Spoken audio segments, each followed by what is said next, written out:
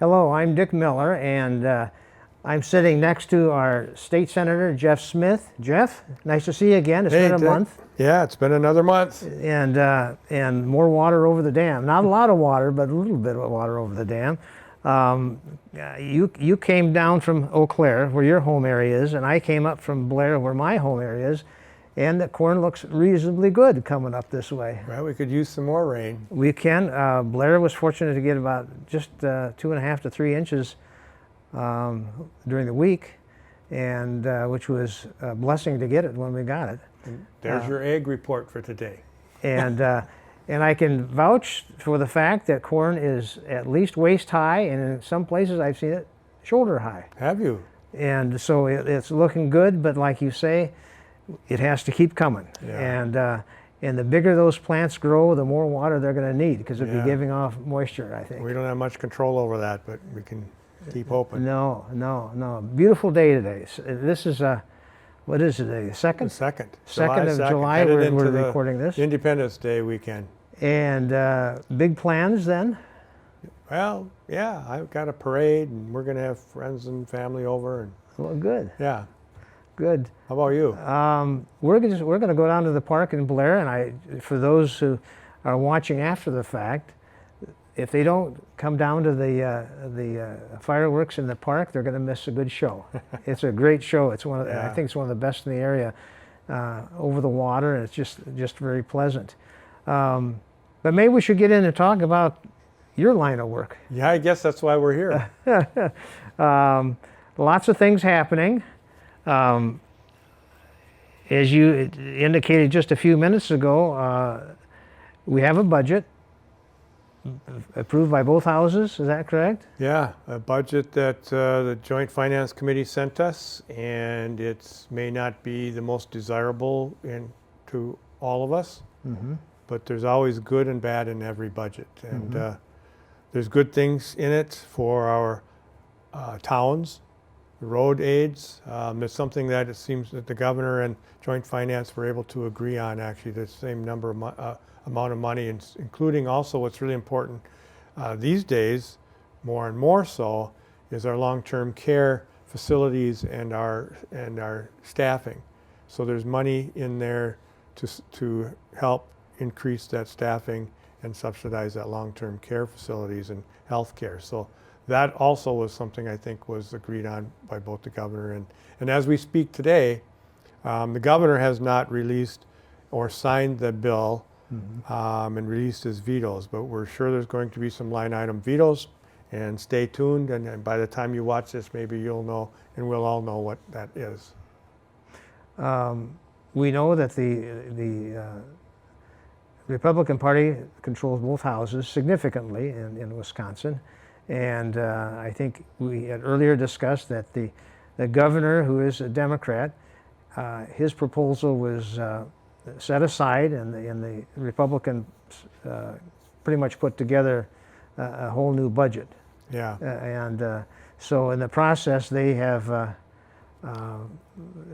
taken kind of control of this. And I imagine for those of you who maybe had other thoughts regarding the budget and what's in it and what's not in it, and what should or shouldn't not be in it, it's kind of puts you in a kind of a tough situation, because you knew we do need a budget. Yeah, that is the most important thing on this. And I did vote yes.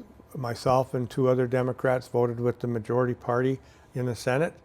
And the fact is, if the governor were to veto this budget, which I'm sure he's not going to do for this very reason I'm going to explain, we would lose $2.3 billion coming to our schools from the feds through the ESSER funds.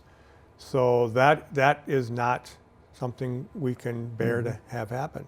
So the governor needs to sign this budget, because the Republicans have said they're not going to go back and draw up another budget.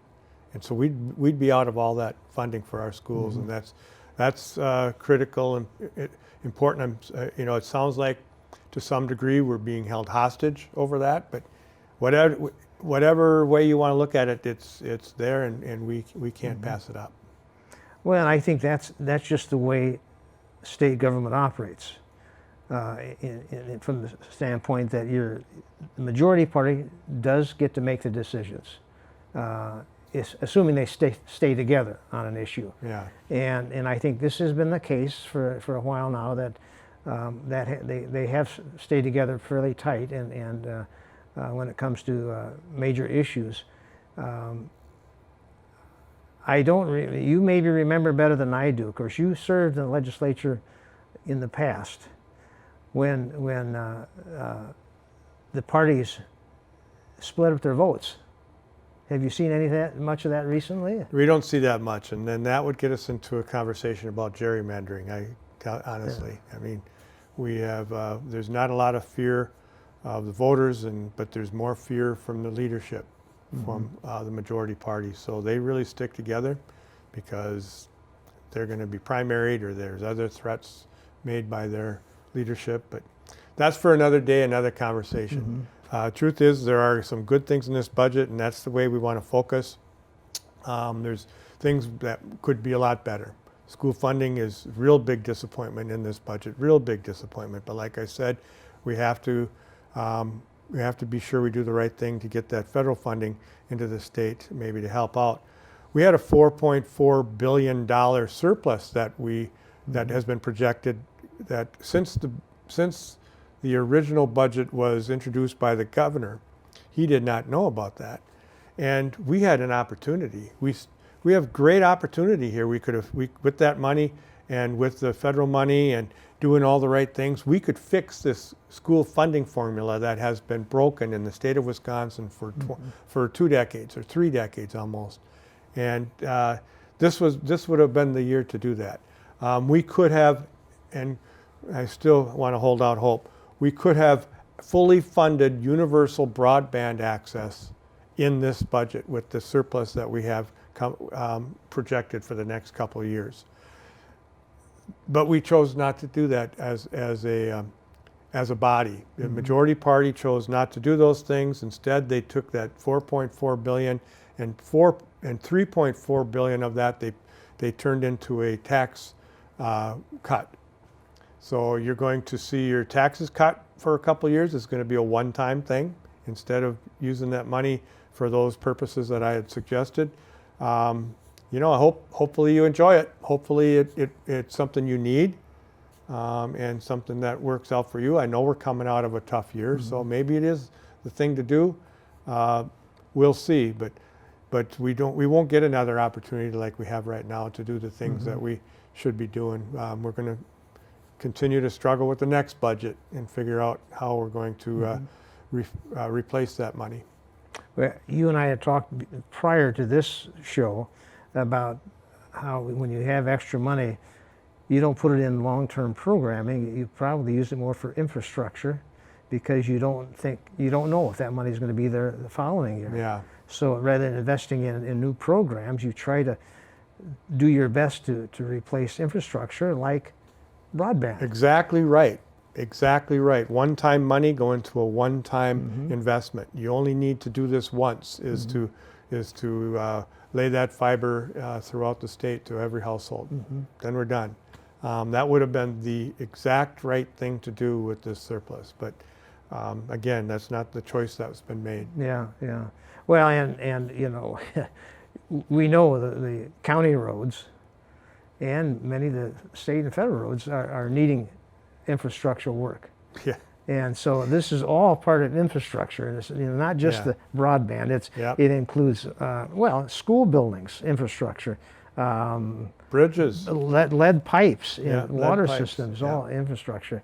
So it is what it is. I guess speaking from the standpoint of my experience in the county government, is that when you see this one-time money sitting in the pot, you think to yourself, we want to spend it. Well, if you spend it wisely, then that's good. If you don't, then of course that's not good. But to return it, what makes it hard is the following budget. That's right. Because that money is gone. You've dropped your taxes. All of a sudden, you've got to raise them back up. Yeah. And when you raise them back up, as That's a hard thing to do it's hard politically. it's hard to get it passed, Yeah, it is. and it's hard for voters to stomach it. Great example is the gas tax, Yep. right? When it was automatically indexed, they took that away in 2005. And have you ever seen since then a courageous legislature raise the gas tax? No. Yeah. It's just not something that they have the backbone or the nerve to do.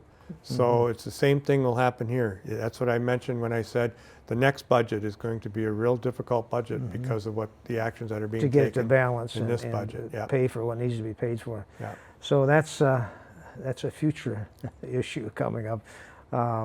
That budget won't be worked on now for about 2 years. Then. So it'll be in what year is this? 21. So 2023.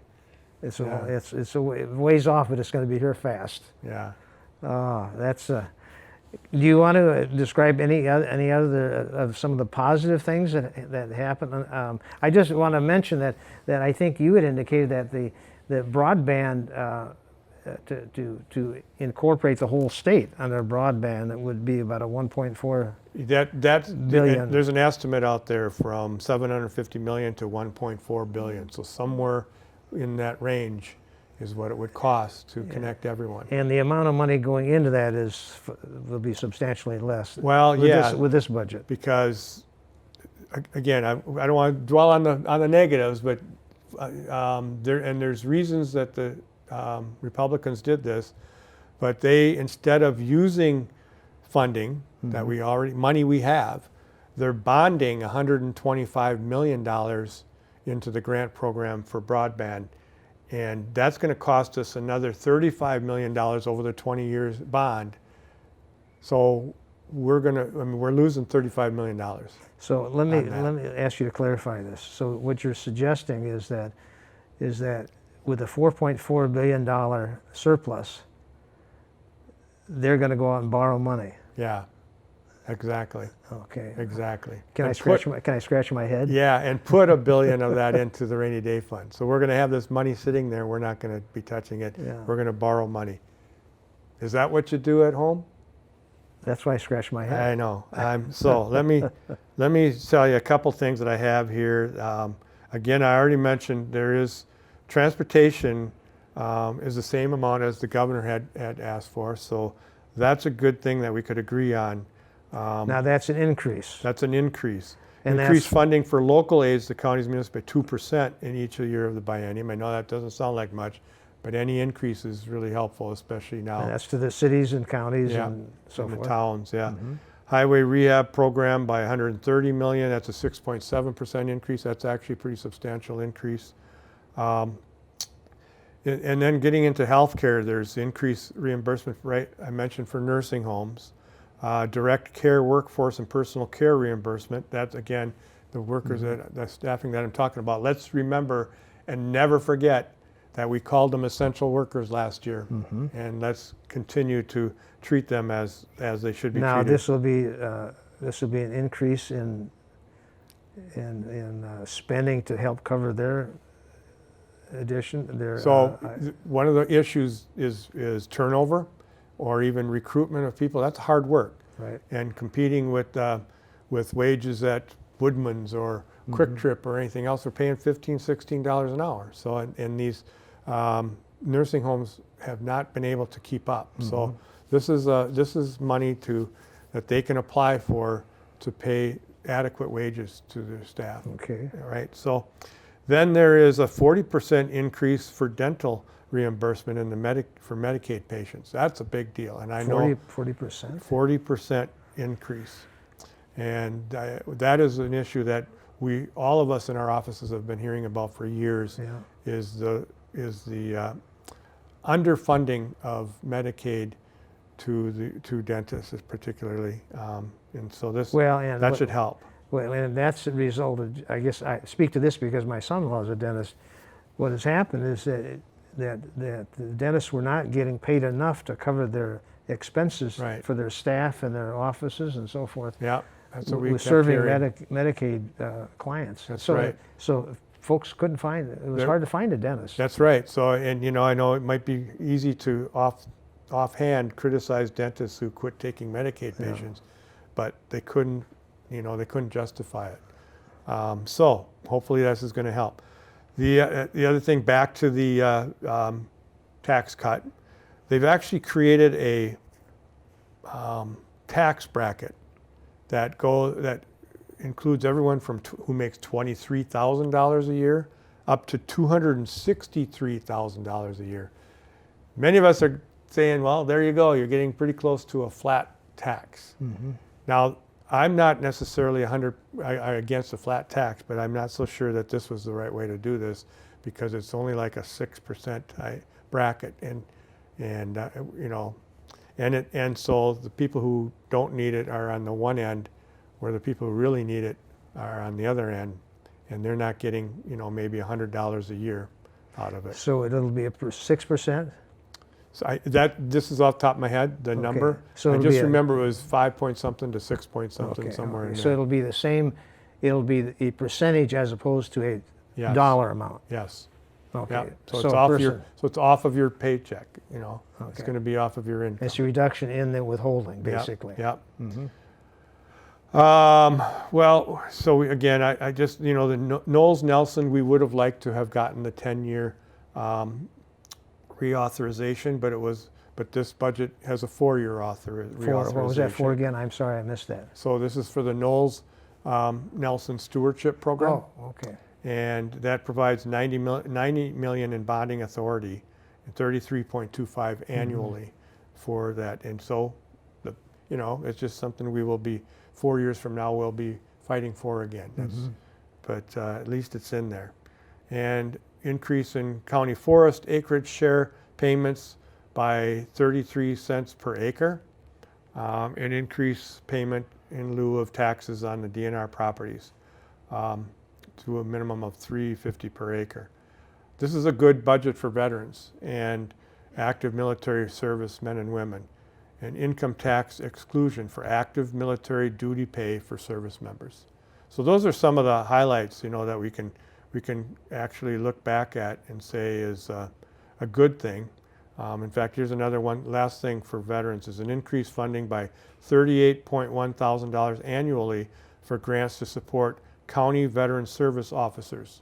And I know how important that is to our veterans out there who rely on those service officers Right. at each county level. And every county has at least one staff person, if not more. Yeah. And here in this county, we have a veteran service officer and then an administrative assistant. Yeah. So, So there's things to hold up as really good things in this budget, and then there's things we could improve on. And so what I've been saying is, this is the budget we're going to build on, and it's what was presented to us. And now the last step is the governor and what he does with the final document, and then we need to work on it, and continue to see if this is a place where we can start some sort of conversations of what we should be doing. Yeah, I don't know that we all can't be completely pleased with any budget. I think we all probably want more of this or less of that or whatever, but you have a budget. But we have a budget. And that in itself is a success, probably. Yeah. We introduced amendments, particularly towards education, that I wish we would have been accepted by the majority party, but it wasn't. We're kind of used to that, but particularly around special ed funding, actually. They're out there saying, well, we're reaching 30% of funding. 30%. That's nothing to brag about. Governor's budget would have gotten us to 50%, and the truth is voucher schools are getting 90%. And it's an unfair system that we have, and for all of our students reaching that at least 50% or higher level for special education means more money to put into the classroom for everybody, and it does affect everyone. Well, and that's one reason why our property taxes have gone up over the last several years because the state funding has dropped significantly. That's right.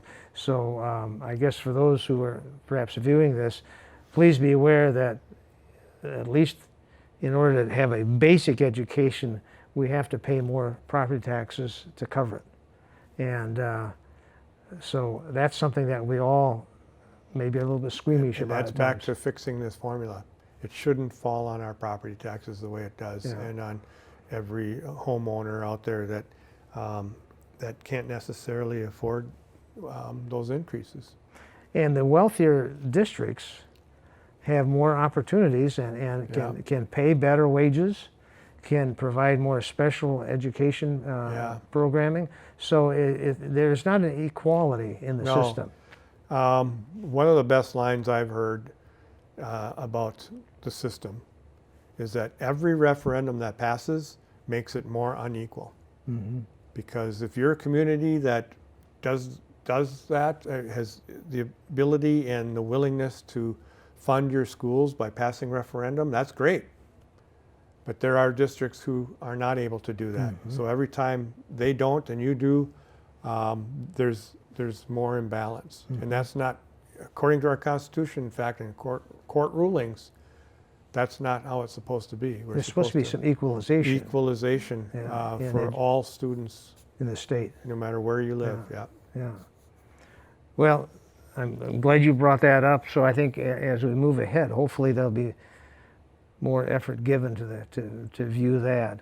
One of the things that all of us have seen walking up and down Main Street, help wanted, help wanted, help wanted. Mm-hmm. And we do have a shortage of people out here to work. At least it must have, because they're struggling to find employees. I happened to hear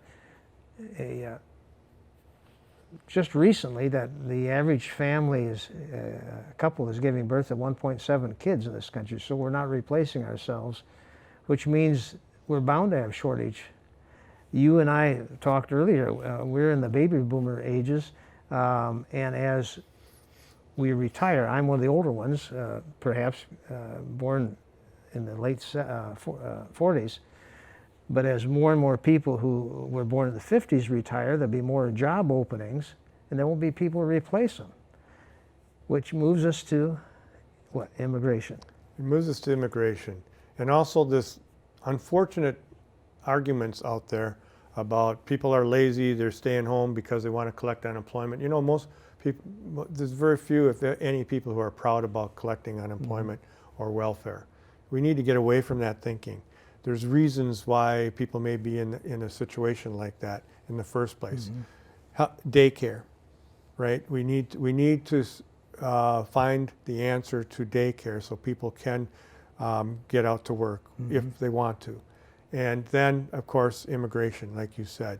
Read my most recent column, because this past month of June was National Immigration Heritage Month.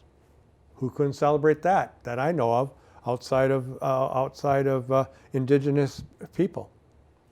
That's most of us. 98% of us probably who have come from somewhere else.